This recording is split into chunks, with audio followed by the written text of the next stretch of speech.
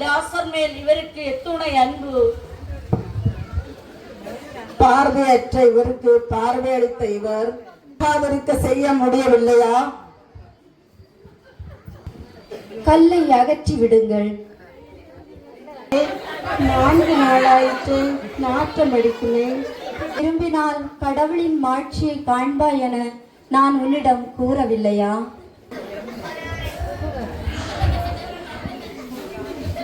தந்தையே, நீர் என் வேண்டுதலுக்கு செவிசாக்கின்றீர் என்பது எனக்கு தெரியும்.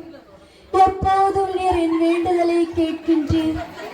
அதற்காக நான் உமக்கு நன்றி செலுத்துகின்றேன். இவர்கள் நம்பும் பொருட்டு இவ்வாறு சொன்னேன். லாசரே, எழுந்து வா.